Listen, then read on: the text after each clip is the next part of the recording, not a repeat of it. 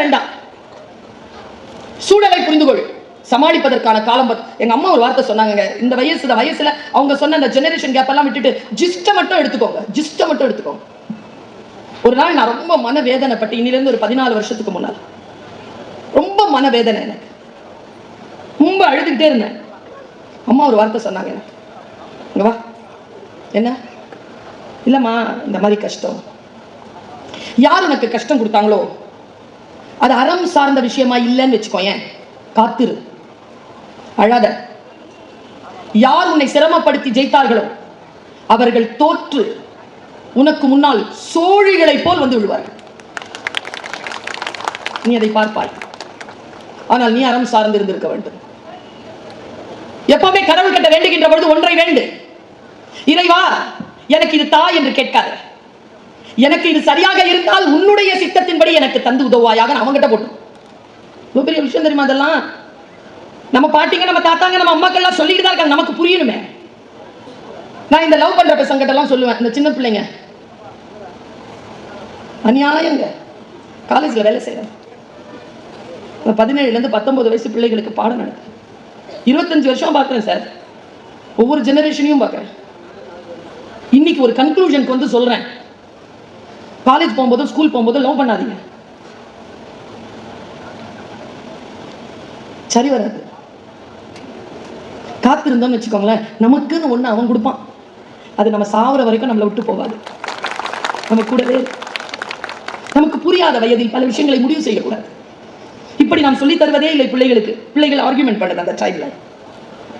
குழந்தைகளுக்கு மனதை விரிய வைத்து அடுத்த கட்டத்திற்கு அவர்களை எடுத்துச் செல்வதற்கான ஆற்றலை இந்த வயதில் அவர்கள் எப்படி அறுவடை செய்து கொள்வது என்பதனை பெற்றோர்கள், ஆசிரியர்கள், சமூகம் சொல்லித்தர வேண்டும்.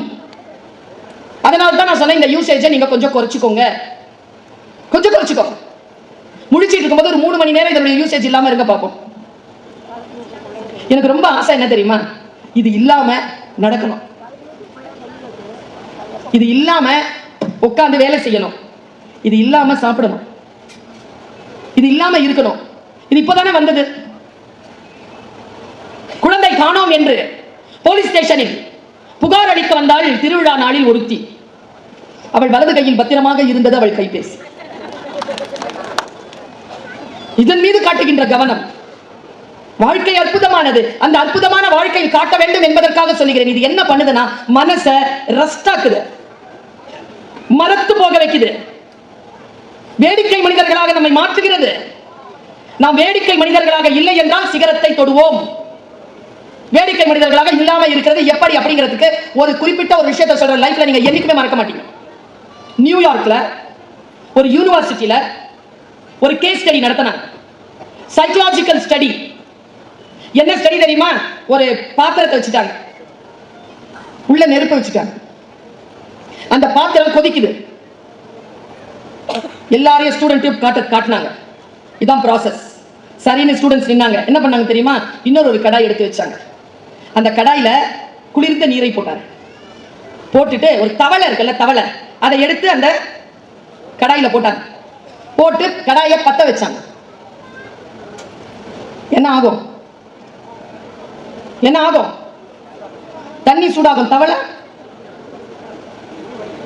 Very good. என்ன பண்ணோம்? சாகாது. என்ன பண்ணோம்? உடம்ப விழிவுபடுத்துச்சு. அப்புறம் என்ன பண்ணோம் சார்? காரைக்கால் அம்மையார் படத்துல இந்த லட்சுமி மேடம் வருவாங்க, லட்சுமி மேடம் வெளியில அனுப்பிச்சிருவாங்க அந்த படம் காட்டிட்டு. அந்த அம்மா போய் வெளியில நின்றுட்டு அப்புறமா சாமி கும்பிடலாம் போயிடும். அதுக்கப்புறமா இவர் முத்துராமன் என்ன ஆனாருன்னு காட்டவே மாட்டாங்க கடைசி வரைக்கும்.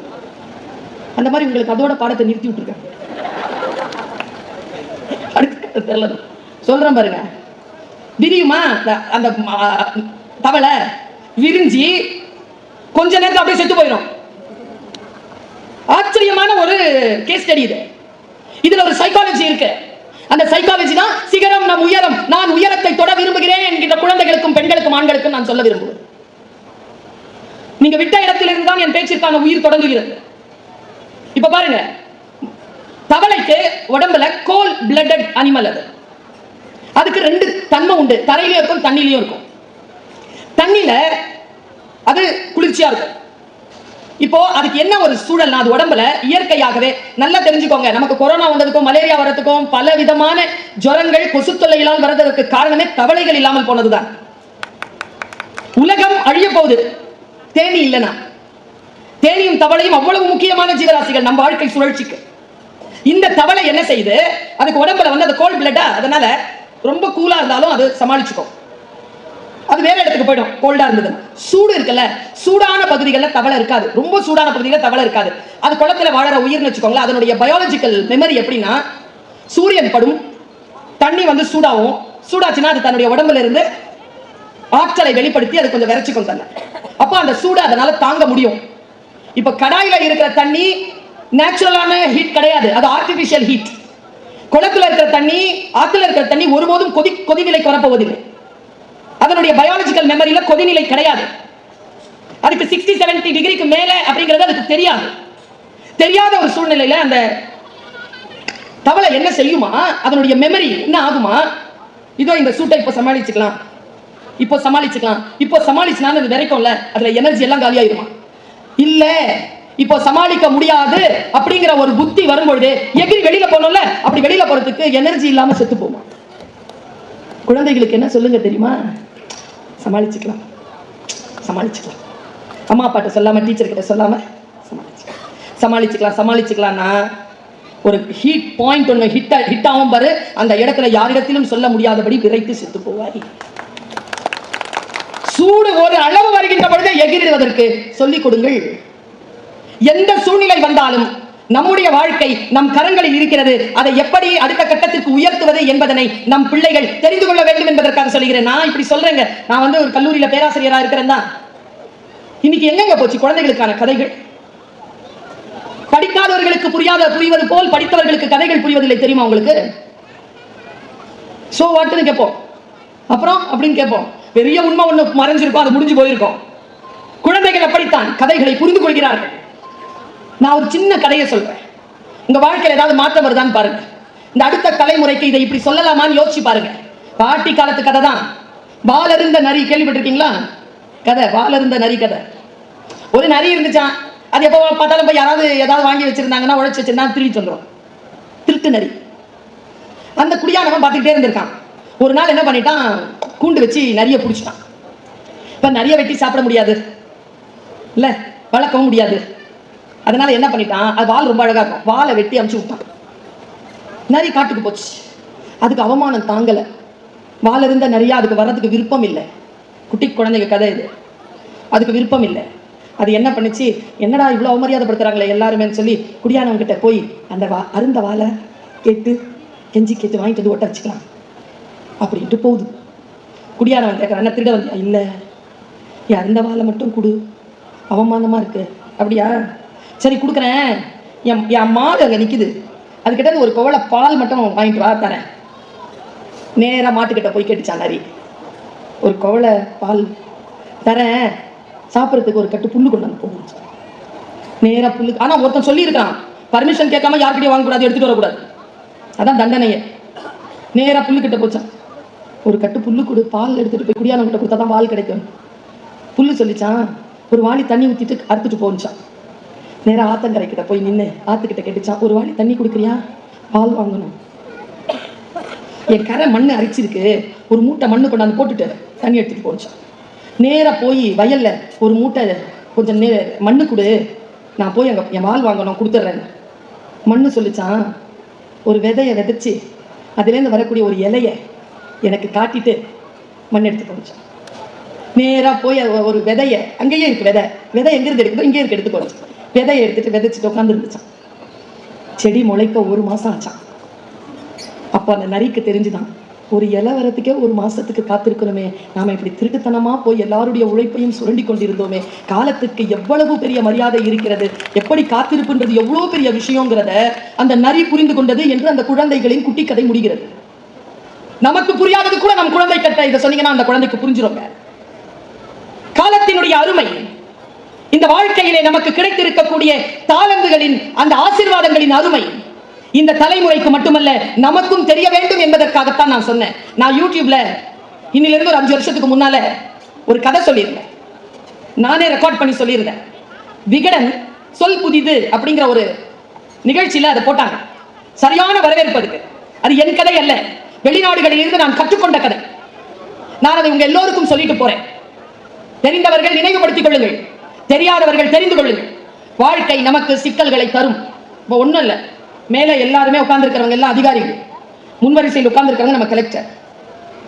நம்ம எல்லாருக்கும் சொல்றேன், வீட்டில் இல்லத்தரசிகளாக இருப்போம்லப்பா, ஸ்கூல் ஸ்டூடெண்டா இருப்போம்ல, ஏதாவது ஒரு கம்பெனிக்கு வேலைக்கு போயிட்டு இருப்போம்ல, நம்ம வாழ்க்கை இருக்கிற சிக்கலை விட எனக்கு தெரிஞ்சு ஒரு 100 மடங்கு அதிகமான ப்ராப்ளமாவது கலெக்டர் இருக்கும். மூளையில் அவ்வளோ ஓடி அத்தனையும் சால்வ் பண்ணணும். அவங்களது இல்லை, அவங்க பணி. மிகப்பெரிய விஷயங்கள். சிக்கல்களை சமாளிப்பது என்பது, சிக்கல்களுக்கு பலியாகாமல் இருப்பது என்பது. வாழ்க்கையில் நமக்கு பிரச்சனைகள் வருகின்ற பொழுது பிரச்சனைகளுக்கு பலியாகாமல் பிரச்சனைகளை ஜெயிக்கிறது எப்படி? இப்ப நான் ஒரு விஷயம் சொல்றேன், எனக்கு எப்பவுமே ஒரு மனசுல ஒரு வலி இருந்துகிட்டே இருக்கு. 2 விஷயத்துல வலி இருக்கு. இப்ப இங்க யாராவது பேச்சாளர் வராங்கன்னு வச்சுக்கோங்களேன், அவர் பேச்சாளர் தான். இப்ப என்ன மாதிரி பெண்கள் வந்தாங்கன்னா அவங்க பேச்சாளர் தானப்பா, பெண் பேச்சாளர்ப்பா. இந்த பெண்ணுங்கிறத சுமந்துகிட்டே இருக்கணும் நாங்கெல்லாம். அந்த கலெக்டர் வந்து தேனி கலெக்டர் இருக்காங்க, அவங்க லேடி தான். அந்த சொல்லிடுவாங்க, சொல்லணும். ஜெண்டர் சொல்லாம அவங்களால இருக்கவே முடியாது. சுமக்கிறது இருக்குல்ல. இன்னொரு விஷயம் சொல்றேன், ஒரு ஆண் ஒரு இடத்திலிருந்து பெயர்ந்து வந்து, புலம் பெயர்ந்து வந்து ஒரு நிகழ்ச்சியில் பேசுவதோ பாடுவதோ ஆடுவதோ வேறு. ஒரு பெண் ஒரு இடத்திலிருந்து பெயர்ந்து வந்து பேசுறதுங்கிறது வேற. எல்லாத்திலும் அவளுக்கான சுமைகள் கூடிக்கொண்டே இருக்கு. அந்த சுமைகளுக்கு நடுவிலே தான் அவள் பல விஷயங்களை செய்து கொண்டிருக்கிறாள். 4 நாளைக்கு முன்னால தினத்தந்தி பத்திரிகையில ஒரு செய்தி, செலினா ஜோன்ஸ் ஒரு அம்மா 1988 வேலைக்கு போயிருக்கு, நர்ஸா ராணுவத்துல சேர்ந்த 3 மாசத்துல கல்யாணம். கல்யாண பத்திரிகை பிரிகேடியர் கிட்ட காட்டியிருக்கு. கல்யாண பத்திரிகை வாங்கிட்டு போன்னு சொல்லிட்டு பின்னாலேயே டெர்மினேஷன் ஆர்டர் அனுப்பிச்சிட்டாரு. ராணுவத்துல நர்ஸுங்கெல்லாம் கல்யாணம் பண்ணி கூடாது, கல்யாணம் பண்ண வேலை கிடையாது. அந்த மாதிரி என்ன பண்ணுச்சு தெரியுமா? அப்பவே கேஸ் போட்டுச்சு. எப்போ? 1988. கேஸ்க்கான ரிசல்ட் எப்போ வந்துச்சு தெரியுமா? தீர்ப்பு 2024. 36 வருஷம். என்ன தீர்ப்பு தெரியுமா? ஒரு பெண்ணின் வேலைக்கும் அவள் செய்து கொள்ளும் திருமணத்திற்கும் தொடர்பில்லை. 36 வருஷம் வேலை இல்லாமல் இருந்த செலினா ஜோன்ஸ்க்கு டிஃபென்ஸ் 60 லட்சம் ரூபாயை ஒரே பேமெண்டா கொடுக்கணும்னு சுப்ரீம் கோர்ட் சொல்லிருச்சு. இப்ப ஒரு பெண் நம்ம எல்லோருக்குமான ஏதோ ஒரு விடுதலையை 36 வருடங்கள் போராடி கொடுத்திருக்கிறாளா இல்லையா? ஒரு பிரச்சனை வந்தா அந்த பிரச்சனையை எப்படி நான் சமாளிக்கிறது, அதை எப்படி அடுத்த கட்டத்துக்கு எடுத்து செல்வது? எனக்கு பிரச்சனைகள் கிடையாதா? 7:45க்குங்க எனக்கு காலேஜ் சைன் டைம். இன்னைக்கு காலையில 7:45க்கு சைன் பண்ணிட்டு காலேஜ்ல நான் வேலைக்கு போனேன். எங்க சென்னைக்கு வந்து மோடி சார் வரார், பிரதம மந்திரி. அதனால எங்க காலேஜ் 12 மணிக்கு விட்டாங்க. நான் நேரா ஏர்போர்ட்டுக்கு வந்துட்டு மதுரை வந்து இறங்கி மதுரையில இருந்து டிரைவ் பண்ணிட்டு இங்க வந்து 5:30 மணிக்கு வந்துட்டு இது உங்க முன்னால் நிற்கிறேன். இப்போ ராத்திரி திண்டுக்கல்ல இருந்து ட்ரெயின் காலைல 5:30 மணிக்கு போகும். வீட்டுக்கு போய் குளிச்சுட்டு வீட்டில் இருக்கிறவங்களுக்கு சமைச்சு வச்சுட்டு 7:45 மணிக்கு சைன் பண்ணிட்டு கிளாஸ் போய் நிற்பேன். நான் நாளைக்கு காலைல போய் நிற்பேன். நாளைக்கு சாயந்தரம் திருப்பத்தூர்ல இதே புத்தக கண்காட்சி. 2 மணிக்கு வண்டி எடுத்தேன்னா 6 மணிக்கு போயிடுவேன். போய் பேசிட்டு 8:30 மணிக்கு வண்டி எடுத்தேன்னா 12 மணிக்கு வீட்டுக்கு வந்துடுவேன். நைட்டு மீன் குழம்பு பண்ணி வச்சுட்டு தூங்கிடுவேன். காலையில் 5 மணிக்கு எந்திரிச்சு அது அடுத்த நாள் பேசினால அதுக்கு படிப்பேன். சிக்கல்கள் இல்லையா? எனக்கு என்ற ஆசைகள் இல்லையா? இருக்கிறது. எல்லோருக்கும் பிரச்சனை இருக்கிறது. அவரவர்கள் வாழ்க்கையை எப்படி எதிர்கொள்கிறார்கள் என்பதை வைத்துத்தான் உங்களுக்கான புகழ், உங்களுக்கான பணம், உங்களுக்கான உறவு எல்லாம். குருநாதர் சொல்வார், இந்த உலகத்தில் எதை தொட்டாலும் அதற்கு ஒரு விலை உண்டு. எதை தொட்டால், பிள்ளை வேண்டுமா விலை உண்டு, மனைவி வேண்டுமா விலை உண்டு, கணவன் வேண்டுமா விலை உண்டு, இந்த இடத்துக்கு வரணுமா விலை உண்டு. நீங்கள் எதை இந்த உலகத்தில் தொட்டாலும் all things are not, you cannot calculate with money. பணம் அல்ல டேக்ல இருக்கிறது, பணம் அல்ல. நீ பே பண்ணாம எதுவும் உனக்கு கிடைக்காது. அது என்ன மாதிரியான விஷயங்கள் பே பண்றீங்கிறது உங்க கெபாசிட்டிக்கு ஏத்த மாதிரி. நீங்கள் சிகரம் தொட வேண்டும் என்றால் நீங்கள் எதை பே பண்ணணுமோ அதை பே பண்ணி ஆகணும். அது அறம் சார்ந்த விஷயமாக இருக்க வேண்டும் என்பதை மட்டும் மனதில் உறுதிப்படுத்திக் கொள்ளுங்கள். நான் இந்த விஷயம் சொல்லுவேன்ல, ஒரு ஐயா வந்து ரொம்ப ரொம்ப சோர்வா வந்தாராம் வீட்டுக்கு, வெளிநாட்டில் அமெரிக்காவில். அவருக்கு ரொம்ப பிடித்தமான உணவு காஃபி, உருளைக்கிழங்கு மசியல், அவித்த முட்டை. அந்த பெண் வந்துச்சான், அவங்க wife. What is the problem அப்படின்னு கேட்டுச்சான். நத்திங் அப்படின்னு அவன் உட்காந்துட்டான். தலையை முடி மட்டும் அப்படி தடவி கொடுத்துட்டு நேராக போய் அவனுக்கு தேவையான அந்த சாப்பாடு செய்யறதுக்கு 3 பர்னர் இருக்கிற ஸ்டவ்ல, இது ரொம்ப பிடிச்சதுங்க, இது 3 பர்னர் இருக்கிற ஸ்டவ்ல 3 பாத்திரத்தை ஏற்றிருக்கு. 3 பாத்திரத்திலையும் தண்ணி ஊத்துச்சு. தண்ணி கொதிநிலைக்கு வந்திருக்கு. கொதிநிலை தான் சிக்கல். சரியா? பாத்திரம் தண்ணி எல்லாம் நம்ம வாழ்க்கை கொதிச்சிட்டு இருக்கு. இப்போ கொதிநிலையில வைரமுத்து நல்லா எழுதுவார். வைரமுத்து பத்தி நிறைய சொன்னார். கருவாச்சி காவியம்ல சொல்வார், ஒலை கொதிக்குது, என் ஒலை கொதிக்குது, கொதிக்கட்டும். ஒலை கொதிச்சாதானே சோறு வடிக்க முடியும். கொதிக்குதுங்க. 3 பர்னர்லயும் 3 பாத்திரத்திலையும் அப்படி வெப்பம், தண்ணி கொதிக்குது. அவ என்ன பண்ணா, முட்டையை எடுத்து ஒரு கொதி தண்ணியில போட்டா, உருளைக்கிழங்கு எடுத்து ஒரு கொதி தண்ணியில போட்டா, கொஞ்சம் காஃபி எடுத்துட்டு ஒரு கொதி தண்ணியில போட்டா. 3 5 நிமிஷத்துல ரெடி ஆயிடுச்சு. பாருங்க, போட்டா உடையிற முட்டை கொதி நிலையில போட்ட உடனே டட் ஆயிடுச்சு, இறுகிடுச்சு. இறுக்கமா இருக்கிற உருளைக்கிழங்கு கொதி தண்ணியில போட்ட உடனே சாஃப்ட் ஆயிடுச்சு. இந்த காஃபி இருக்குல்ல, அது கொதி தண்ணியில போட்ட உடனே தனக்குள் இருக்கின்ற மனத்தை வெளியேற்றி அந்த காஃபியின் தன்மையை மாற்றி தன்னை விடுத்து அந்த ஃப்ரேக்ரன்ஸோட சேர்ந்த தண்ணீராக தன்னை வெளிப்படுத்திக் கொண்டார். உங்க வாழ்க்கையில நீங்க காஃபி பீனா இருக்க போறீங்களா, முட்டை மாதிரி இருக்க போறீங்களா, உருளைக்கிழங்கு இருக்க போறீங்களா? சூழல் நமக்கானதுதான், சாய்ஸும் நம்மளுடையதுதான். யார் எது சொன்னாலும் அது அவர்களுக்கான சொற்கள் தானே தவிர நம் வாழ்க்கைக்குள் அது வருகின்ற பொழுது நான் அதை எப்படி எதிர்கொள்கிறேன் என்பதை வைத்துத்தான். எனக்கு நிரம்ப பிடிக்கும் Usain Bolt, the fastest man. அவன் ஜெயிக்கும் பொழுது ஒண்ணும் இல்லை, அவன் கண்ணை மட்டும் பாருங்க. ஒருத்தங்க ஜெயிக்கிறாங்கன்னா அவங்களை கூர்ந்து கவனிங்க. அவன் கண் எங்க தெரியுமா இருக்கும்? கூட ஓடுறவங்க கிட்ட இருக்காது, டைம் போர்டுல இருக்கும். ஏன்னா அவன் காம்படிஷனே இவங்க கிடையாது, டைம் போர்டு தான். 9.63 9.58 அதை மாத்தணும், அவ்வளவுதான். இலக்கை மிக நிச்சயமாக நிர்ணயித்துக் கொள்ளுங்கள். இலக்கை வைத்து ஓட வேண்டும் என்றால் வாட்ச் யுவர் ஸ்டெப்ஸ் வாட்ச் பண்ணுங்க. இலக்கை நிர்ணயித்துக் கொள்ளுங்கள். உடன் இருக்கின்றவர்களை பகைத்துக் கொள்ள வேண்டிய அவசியம் கிடையாது. எல்லோரையும் தோற்கடிக்க வேண்டும் என்ற அவசியம் கிடையாது. உங்களுடைய வெற்றியில் யாருடைய தோல்வியும் கிடையாது. நீங்க எப்படி ஜெயிக்கணும் அப்படின்னா அப்படி ஜெயிக்கணும், அப்பதான் சிகரத்தை தொட முடியும். நான் 2 உதாரணங்களை சொல்லுவேன் எப்பவுமே. ஒரு சிங்கம் யாரா ராஜா யாரா ராஜான்னு எல்லாரும் கேட்டுட்டு இருந்துச்சு. எல்லாம் நீதா ராஜா நீதா ராஜான்னு சொல்லிட்டு இருந்தாங்க. ஒரு யானை கிட்ட கேட்டுச்சு. யானைக்கு அந்த கொஸ்டின் பிடிக்கல. ஏய் கேட்கறதுல பதில் சொல்லுச்சு. ஏய் தாண்டி போச்சு ராஜா, சொல்றேன்ல யாரா இந்த காட்டுக்கு ராஜா. ஒரு முதுகு தண்டு உடஞ்சி போன உடனே கேட்டுச்சு. கேள்வி தானே கேட்டேன். ஞான சொல்லிச்சு, நானும் பதில தான் சொன்னேன். அப்படி போயிருங்க. என்ன ஒரு டீச்சர் திட்டிக்கிட்டே இருப்பாங்க, உருப்பட மாட்டேன். பிளஸ் 1 கெமிஸ்ட்ரி டீச்சர் அழகா பிடிப்பாங்களா, அப்படியே பார்த்துட்டே இருப்பாங்க. எப்படி ஜெயிக்கிறது இந்த அம்மாவை? எது செஞ்சாலும் பாராட்டவே மாட்டாங்க. ஃபர்ஸ்ட் வந்த என்னோட கையை தட்டி விட்டு செகண்டை பிடிச்சாங்க. நல்லா ஓடுவேன் நான், இப்போட்டாலும் ஓடிடுவேன், பயங்கரம் ஓடுவேன் நான். என்னை துன்புறுத்திக்கிட்டே இருந்த அந்த டீச்சர் எப்படி ஜெயிச்சேன் தெரியுமா? உருப்பட மாட்டேன், நல்லா இருக்க மாட்டேன், நாசமா போயிடுவேன்னு சொல்லிக்கிட்டே இருந்தாங்கல்ல. பார்க்கும் போதெல்லாம் சொல்லுவாங்க. என்னன்னு தெரியல எனக்கு, அவங்க என்னை பார்த்தா அவங்களுக்கு ஆகல. அவங்க ரிட்டையர் ஆகிறதுக்குள்ள அந்த ஸ்கூலுக்கு சீஃப் கெஸ்டா போயிட்டு வந்துட்டேன். சிகரம் நம் உயரம், அது யார் கையிலும் இல்லை. யாருடைய சிகரத்தையும் தொட வேண்டிய அவசியம் இல்லை. நான் இப்படி சொல்கிறேன், இங்கே இருக்கக்கூடிய இளைஞர்கள் எல்லாம் நாளை நான் உங்களை சந்திக்க வேண்டும் என்று ஆசைப்படுகிறேன். எங்கே தெரியுமா? மிக உயர்ந்த இடத்தில். ஒண்ணும் இல்ல, சசிகலா மேடம் இன்னிலிருந்து 30 வருஷத்துக்கு முன்னால அவங்க எத்தனாஜ்ல படிக்கிறாங்க, நான் கைதமில்லத் காலேஜ்ல படிக்கிறேன். 2 பேரும் ஒருவரை ஒருவர் என்ன அவங்க பார்த்திருக்காங்க, அவங்கள நான் பார்க்கல. இன்னைக்கு இருக்கிற பார்க்கும்போது நான் 30 வருஷத்துக்கு முன்னால அவங்க எப்படி இருந்திருப்பாங்கன்னு நினைச்சு பார்க்கிறேன். மெலிந்த தேகம், சிறிய பெண், பாட்னி ஃபர்ஸ்ட் இயர் படிச்சுட்டு வராங்க. ஒரு காம்படிஷனுக்காக கைதமில்லத் காலேஜ் போறாங்க. நான் இப்போ சேர்மன் காலேஜ்ல புர்கா போட்டு தான் இருப்பேன். நல்லா பேசுவேன், பார்த்து வியந்திருக்காங்க. நல்லா பேசுறாரு இந்த பொண்ணுன்னு. ஃபர்ஸ்ட் இயர் பொண்ணு 3rd இயர் பொண்ணை பார்த்து வியந்திருக்குது, நல்லா பேசுறாரு. அந்த 3rd இயர் பொண்ணு வந்து இறங்குறா புக் ஃபேர்ல பேசுறதுக்கு. அடிஷனல் கலெக்டரா மேடம், டெபுட்டி கலெக்டர் ரேஞ்சில இருக்கிறவங்க வந்து என்ன ரிசீவ் பண்றாங்க. யார் நல்லா பேசுறாங்க இந்த பொண்ணு சொன்னவங்க டெபுட்டி கலெக்டர்.